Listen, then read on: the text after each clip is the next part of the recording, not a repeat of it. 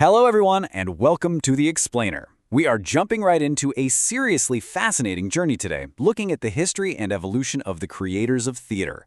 Over the next few minutes, we're going to explore exactly how these playmakers have evolved over millennia, how they've shaped human culture, influenced the stories we binge-watch today, and honestly, how they hold a mirror right up to society.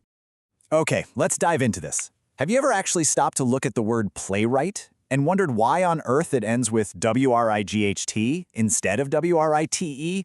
I mean, they write plays, don't they? Well, the answer to this one simple spelling question actually unlocks a massive historical secret about how these artists viewed themselves and really how the world viewed them. So, here is our historical roadmap for today. We'll start with what is a playwright, move on to ancient roots, to medieval morals, hit the Elizabethan Golden Age, enter the women playwrights, and finally wrap up with algorithms and modern theater. Let's kick things off with Section 1. What exactly is a playwright? The definition of this word is incredibly revealing. You see, wright is an archaic English term for a craftsperson or a builder. Think of a shipwright who builds ships or a wheelwright who builds wheels. So a playwright is actually a builder of plays. They take words, themes, and characters and literally wrought them into a dramatic form that moves society. It's like a giant puzzle they have to physically piece together. The fact that it sounds exactly like the word write is, believe it or not, entirely coincidental. They are builders first and foremost. But here is where the story takes a pretty funny turn.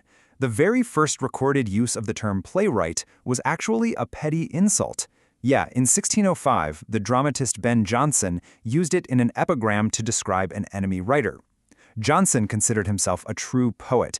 By calling his rival a playwright, he was basically taking a cheap shot, insinuating the guy was just a mere, uninspired tradesman hammering out works for the theater, rather than a true literary artist. But, as you'll see, what started as a petty insult eventually became a badge of honor and the standard job title. Let's move to and see how this builds in Section 2. Ancient roots to medieval morals. The ancient Greeks literally laid the foundation here. Aeschylus is widely considered the father of tragedy, having written the earliest surviving play, The Persians. Way back in 472 BC, and by the 5th century BC, playwriting was fully institutionalized in Athens, with massive competitions at festivals celebrating Dionysia. It was a huge cultural institution that really shaped public morals. But if we fast forward across a massive historical gap to the 15th century AD, we see a huge shift in England with the rise of morality plays.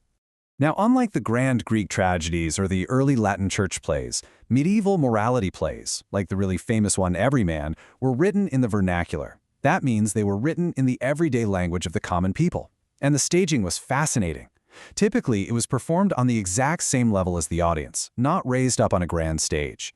Imagine being in that crowd. This created an incredibly tight human connection, bringing these grand spiritual battles between good and evil right down to eye level with the regular folks watching it.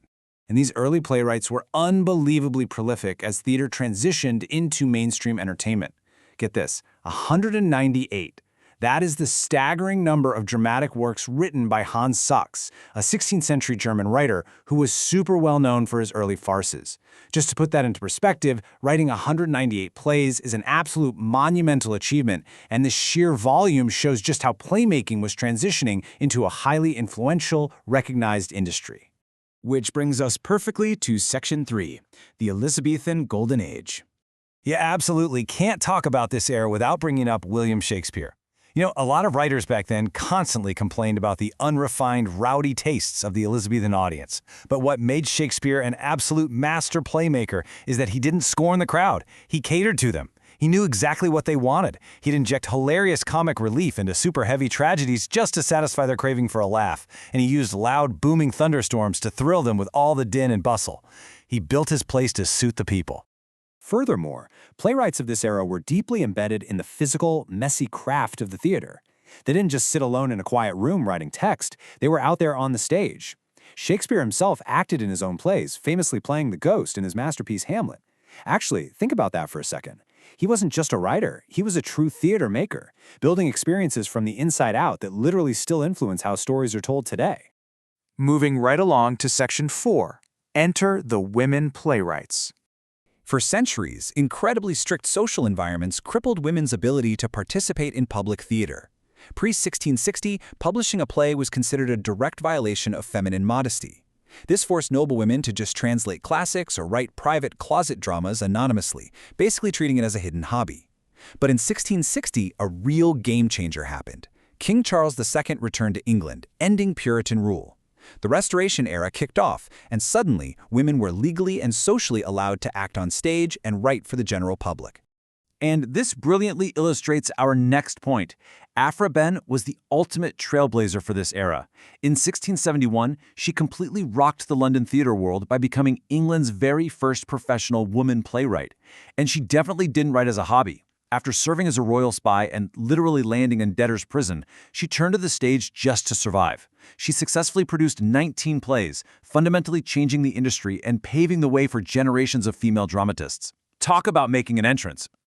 Fast forwarding a bit, let's dive into Section 5, Algorithms and Modern Theater. First off, let's just acknowledge the enduring global significance of a beautifully crafted play. 29,500. That is the mind-blowing number of performances Agatha Christie's murder mystery The Mousetrap has reached as of February 2024.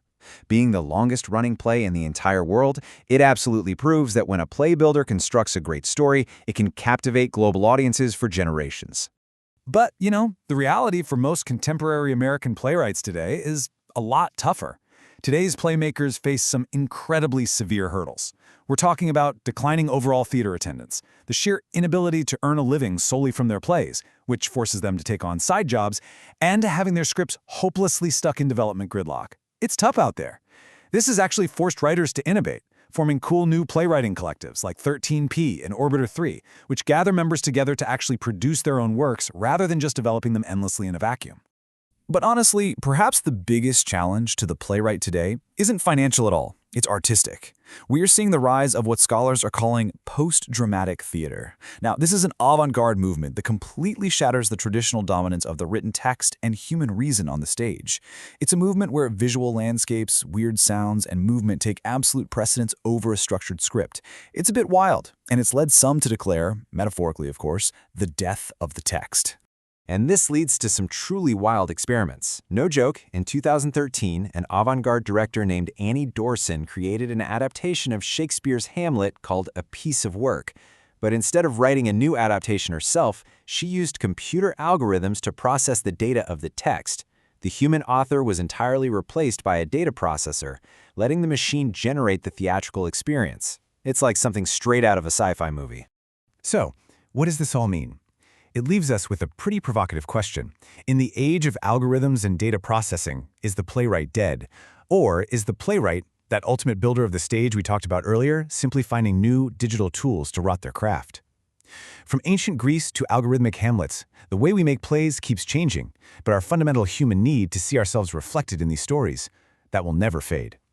Thank you so much for joining me on this explainer today. Keep asking questions, keep exploring, and I will see you next time.